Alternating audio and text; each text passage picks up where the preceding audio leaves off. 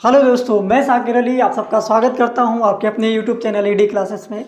तो आज मैं आया हूं आपके साथ एक नए टॉपिक के साथ जिस पर मैं बात करूंगा। तो वो टॉपिक है इट, यानी इट का यूज कहां पे होता है और इसको ट्रांसलेशन में कैसे यूज करते हैं और इसको कब कब यूज करते हैं, वो सब मैं आपको आज डिटेल से बताऊंगा इट के बारे में। आज के बाद इट से रिलेटेड आपको कोई भी समस्या का सामना नहीं करना पड़ेगा। जितनी भी इससे क्वेरीज होती हैं वो सब मैं आपके लिए यहाँ पे इट से रिलेटेड जितनी भी हैं सब सॉल्व करूँगा। तो आइए शुरू करते हैं आज का वीडियो। तो देखिए, मैंने पहले लिखा है क्वेरी रिलेटेड टू इट, यानी कुछ क्वेश्चन होते हैं जो माइंड में बार बार आते हैं जब भी हम इट का यूज करते हैं। तो देखिए, when can I use it में सबसे पहले तो हमको ये जानना होगा कि कब हम इसको यूज़ करेंगे, कहाँ पे यूज़ कर सकते हैं इट को और कब इसकी हमको ज़रूरत पड़ती है।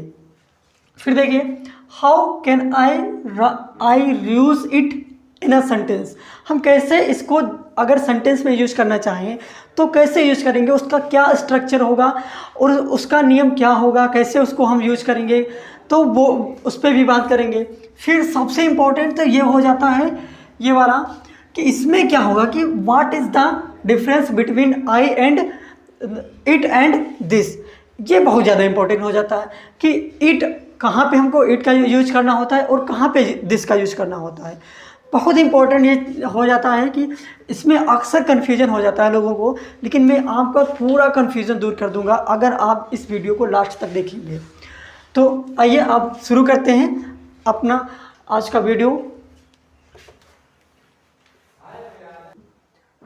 तो देखिए, हम सबसे पहले ये बात करेंगे कि कब हम इसको यूज कर सकते हैं। इट का आखिर यूज हम करेंगे कब, कहाँ करेंगे, तो वो हम सबसे पहले बात करते हैं उसके ऊपर। तो देखिए, किसी भी जब भी हमको इट का यूज करना होता है तो हमको क्या क्या चीज़ें देखनी होती हैं। सबसे पहले जो नेचुरल इंसिडेंट होते हैं, नेचुरल इंसिडेंट्स जो होते हैं, तो नंबर 1 क्या देखना है, नेचुरल इंसिडेंट। दूसरा, टाइम के लिए हम यूज करते हैं इसको, और टेम्परेचर के लिए यूज करते हैं इसको। और फिर एक तो और हम यूज करते हैं इसको एनिमल्स के लिए यूज करते हैं इसको। जब भी अभी मैं इन पे सेंटेंस भी लिखूंगा, एनिमल्स के लिए यूज करते हैं इसको, और इसको यूज करते हैं कोई भी इन्फेंट के लिए, इन्फेंट्स के लिए यूज करते हैं, और इसको यूज करते हैं इन्फिनेटिव के लिए यूज करते हैं, जीरेंट के लिए भी यूज करते हैं, जीरेंट में भी ये यूज होता है। सभी सेंटेंसेस जितने भी होते हैं सब मैं आपको यहाँ पे बताऊँगा। डिस्टेंस के लिए भी यूज होता है, डिस्टेंस के लिए, डे के लिए यूज होता है, वेदर के लिए यूज होता है, और मंथ के लिए यूज होता है। तो कहाँ कहाँ पे यूज होता है मैंने सब बता दिया। तो सबसे पहले हमको ये जानना बहुत ज़रूरी है कि कब हम इसको यूज करेंगे, कब हम आखिर इसको यूज हम करेंगे, इट को कब हम यूज कर सकते हैं। तो कोई भी जब भी नेचुरल इंसिडेंट होते हैं, यानी कि नेचुरल घटनाएं होते हैं, जैसे कि पहाड़ हैं, अगर हम कहें इट इज़, यह पहाड़ है, ये पहाड़ है, ये पर्वत है, इस तरीके के जो भी वर्ड होते हैं ये क्या है, हमारे नेचुरल प्राकृतिक जो घटनाएं हैं, या भूकंप आया, तूफान आया, सुनामी आई, तो ये सब नेचुरल घटनाएं। फिर टाइम बताने के लिए हम यूज करते हैं, जिससे हम कहें कि इट इज़ 5 o'clock, यानी कि 5 बज गया है। टेम्परेचर बताने के लिए यूज करते हैं। एनिमल्स को जब भी बताना होता है, एनिमल्स के लिए भी हम यूज करते हैं इट का। इन्फेंट्स यानी कि जो भी शिशु होते हैं, शिशु वो होते हैं, यानी कि जो आप समझते होंगे, शिशु यानी जो छोटे बच्चे होते हैं, शिशु। इन्फिनेटिव के लिए यूज करते हैं, इन्फिनेटिव के लिए यूज करते हैं हम। जीरेंट के लिए भी यूज करते हैं, जेरंड के लिए भी यूज होता है। डिस्टेंस, अगर हमको डिस्टेंस जब भी बतानी होती है उसके लिए भी यूज होता है। डेट के लिए अगर हम कहें it is Monday, it is Monday when I go to market, वो मंडे था जब मैं मार्केट गया था। वेदर, वेदर को जैसे आज मौसम सुहाना है, आज बहुत गर्मी है, कल बहुत ठंड था, तो उसके लिए भी हम यूज़ करते हैं वेदर का। उस और मंथ के लिए, मंथ को भी बताने के लिए it is Monday, it is March when I have passed my exam. ये मार्च था, it was March when I have passed my exam, वो मार्च था जब मैं अपना एग्ज़ाम पास किया। तो अब इनके बारे में हम सेंटेंस लिखते हैं, आपको अच्छे तरीके से इस पर क्लियर हो जाएगा। तो देखिए अभी जितने भी मैंने वर्ड आपको बताए हैं उन्हीं से रिलेटेड ये सेंटेंसेस हैं, और इनमें सब में किसका यूज होगा, इट का यूज होगा। तो देखिए इनको हम ट्रांसलेट करते हैं। आज रविवार है, तो इसको कैसे ट्रांसलेट करेंगे, तो सबसे पहले आएगा, तो मैं बता देता हूँ पहले, सबसे पहले सब्जेक्ट, फिर यानी कि सब्जेक्ट की जगह पे इट ही आएगा। तो सबसे पहले इट, फिर उसके बाद हेल्पिंग वर्ब, फिर उसके बाद ऑब्जेक्ट, अगर वर्ब है तो वर्ब है तो वर्ब प्लस फिर ऑब्जेक्ट।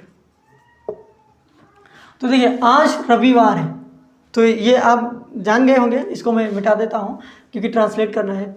तो आज रविवार है, तो रविवार क्या है, डे है, और मैंने अभी आपको बताया कि डे के लिए हम किसका यूज करते हैं, इट का यूज करते हैं।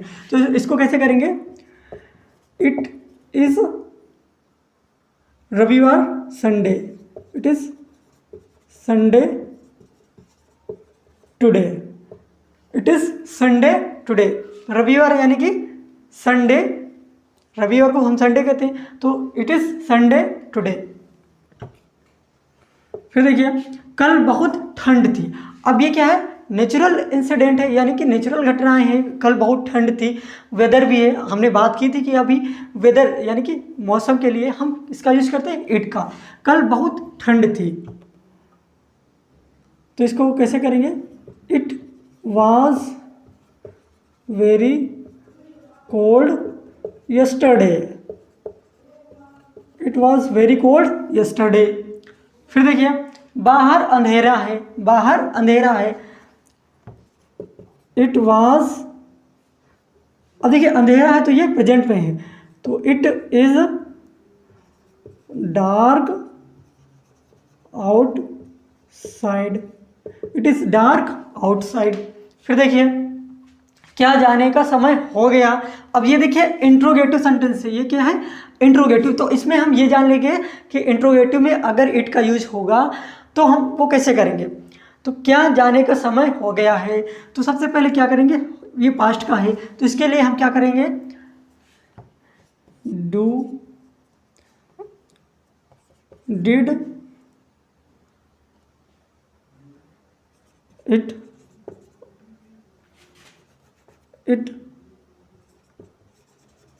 Time to go, did it time to go, इस तरीके से बनाएंगे। मार्च का महीना है, अभी मैंने बताया आपको कि मंथ के लिए भी हम यूज़ करते हैं, तो बहुत इंपॉर्टेंट है इस, क्योंकि सबसे पहले हमको यही जानना जरूरी होता है कि हम अगर इट का यूज़ कर रहे हैं तो कर कहाँ रहे हैं, कब हम यूज़ कर सकते हैं इट का। तो उसके लिए ये जानना बहुत ज़रूरी है कि कौन कौन सी कंडीशन आएगी, यानी कौन कौन से ऐसे कंडीशन होंगी, ऐसा टाइम आएगा जिसपे हम जहाँ जहाँ पे हम इट का यूज कर सकते हैं। और अभी इसके बाद मैं आपको बताऊंगा इट और दिस में डिफरेंस, बहुत इंपॉर्टेंट है वो चीज़, और बहुत ज़्यादा लोग उसमें कंफ्यूज रहते हैं। तो मार्च का महीना है, तो इसको कैसे करेंगे, it is March, it is March, it is March. या इसको हम चाहे तो ये भी कह सकते हैं, it is month of March, month of March. या सीधे सीधे यही कह सकते हैं, it is March, it is March. Okay, समझ में आ गया।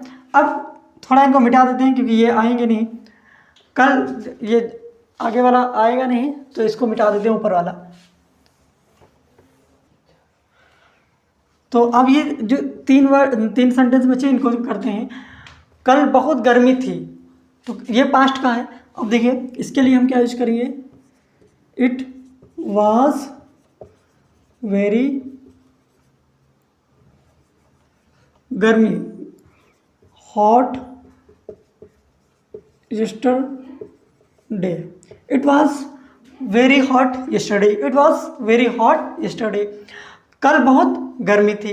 तो मैंने अभी आपको बताया कि वेदर के लिए भी हम यूज करते हैं किसका, इट का। जब भी वेदर से रिलेटेड कुछ भी होगा, गर्मी, बरसात, जाड़ा, ये सब क्या है, वेदर से रिलेटेड है, ये हमारे मौसम में आते हैं। तो इसके लिए हम इट का यूज करते हैं। It was very hot yesterday. फिर देखिए, क्या आज वर्षा होगी, ये भी वेदर है। इट, क्या आज वर्षा होगी, वर्षा होगी। तो देखिए ये इंट्रोगेटिव है सेंटेंस। तो इसके लिए सबसे पहले हम क्या करेंगे, मैं इट रेन टुडे, मैं इट रेन टुडे, क्या कहेंगे, मैं इट रेन टुडे। अब देखिए यहाँ पे क्या आया, वर्षा होगी, होगी। तो यहाँ पे जो गा आया, तो इससे ये कंफ्यूज मत होइएगा कि यहाँ पे विल आना चाहिए। तो ये क्या है, ये एक ऐसा सेंटेंस है जिसमें हम क्या करते हैं, संभावना व्यक्त करते हैं, यानी कि हम प्रोबेबिलिटी बताते हैं कि कोई काम होगा। तो संभावना कब व्यक्त की जाती है, प्रेजेंट को देखते हुए हम संभावना व्यक्त करते हैं। तो उसी वजह से यहाँ पे आया मैं इट रेन टुडे। फिर देखिए, उपन्यास लिखना कठिन है, उपन्यास लिखना कठिन है। तो इसको कैसे करेंगे, इट इज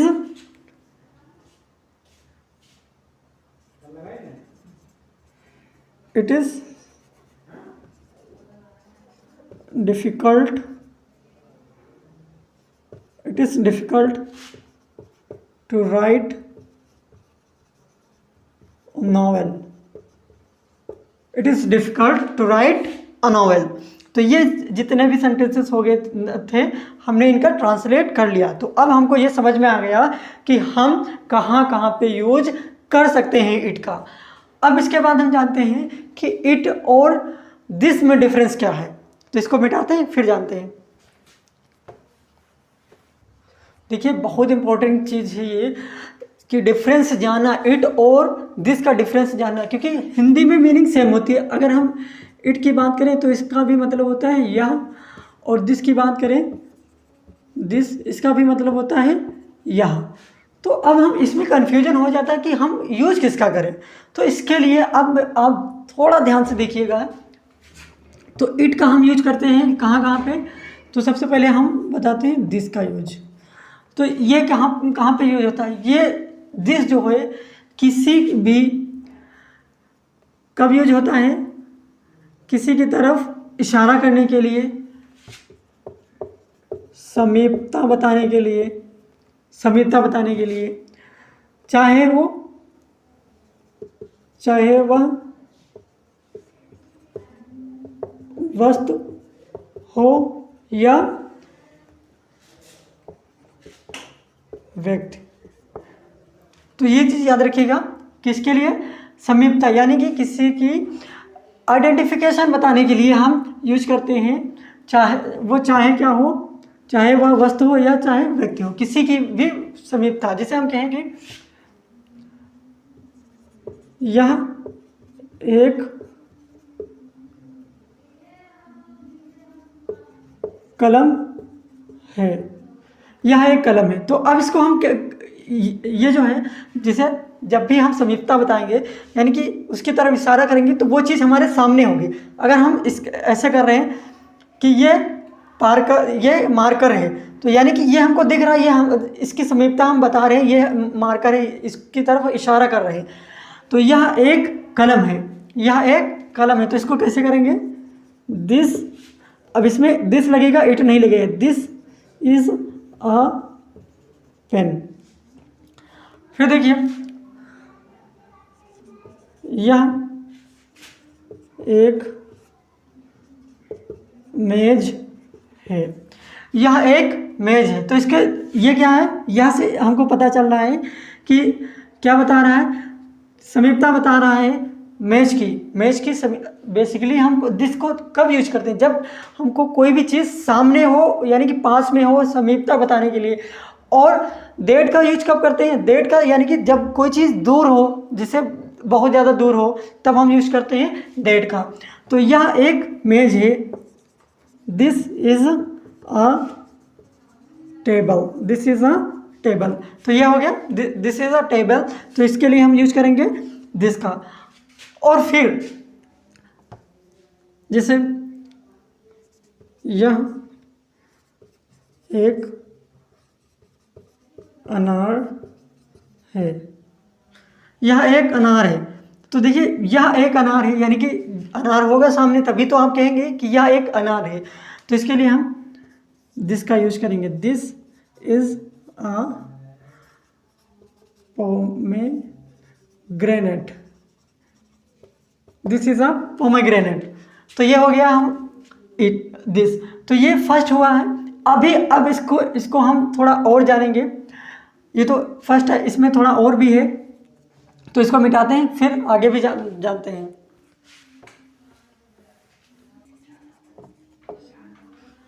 तो देखिए ये सबसे ज़्यादा इम्पोर्टेंट है कि अब जो हम बात करेंगे ये उससे भी ज़्यादा इम्पोर्टेंट है, यानी इससे पहले जो भी हमने बात की उससे भी ज़्यादा इम्पोर्टेंट है। तो दिस का प्रयोग जब भी करेंगे, अगर हम किसी भी नाउन का प्रयोग करना चाहते हैं तो दिस के साथ हम कर सकते हैं, इट के साथ नहीं कर सकते हैं।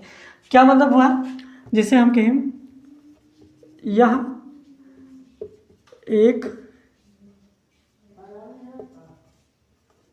किताब है, तो इसके लिए हम क्या कैसे लिखते हैं, दिस इज अ बुक, ये लिखते हैं। फिर अगर हम कहें यह किताब मेरी है, यह किताब मेरी है, तो इसको हम कैसे ट्रांसलेट करेंगे, this book is mine, this book is mine. तो अब देखिए यहाँ पे जो बुक है ये क्या है, अपने आप में नाउन है, और दिस क्या है, अब दिस जो है यहाँ पे किसका काम कर रहा है, ये काम कर रहा है डेमोन्स्ट्रेटिव एडजेक्टिव का। किसका, डेमोन्स्ट्रेटिव एडजेक्टिव का। तो यहाँ पे ये डेमोन्स्ट्रेटिव एडजेक्टिव का कार्य कर रहा है। तो दिस के साथ हम किसी भी नाउन का प्रयोग कर सकते हैं, लेकिन इट के साथ किसी भी नाउन का प्रयोग नहीं कर सकते हैं। तो इसको हम यहाँ पे लिख सकते हैं कि दिस बुक इज माइन। और जिसे हम कहेंगे यह मोबाइल मेरा है, तो इसको हम कैसे कह सकते हैं, this phone is mine, this phone is mine. लेकिन अगर हम यहाँ पे इट लगाएं, इट, इसके लिए बता रहा हूँ, इट बुक इज माइन, तो ये हमारा गलत हो जाएगा। तो ये है डिफरेंस, मेन डिफरेंस है ये। इसी तरीके से इसमें करते हैं, it phone is mine, it phone is mine.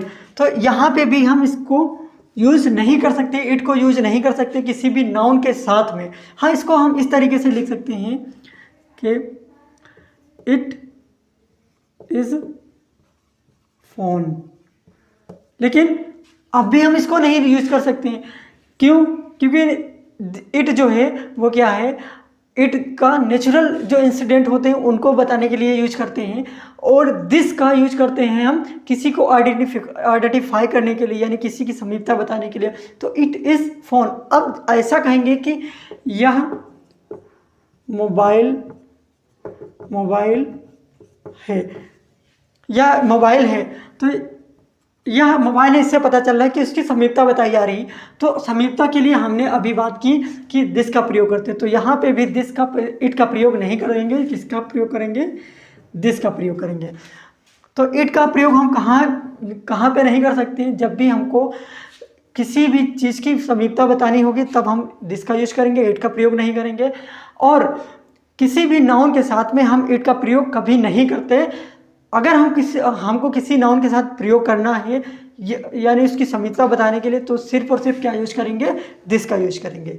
तो ये बहुत ही मतलब कंफ्यूजिंग था कि अक्सर लोग इसमें कंफ्यूज हो जाते हैं कि दिस का यूज कब होता है, इट का यूज कब होता है। उम्मीद है कि आपको मैंने अच्छे से बताया है और आपको समझ में भी आया होगा। तो आज के लिए इतना ही, मिलते हैं नेक्स्ट वीडियो में एक नए टॉपिक के साथ। तब तक बने रहिए ईडी क्लासेस पे। Thank you, bye bye.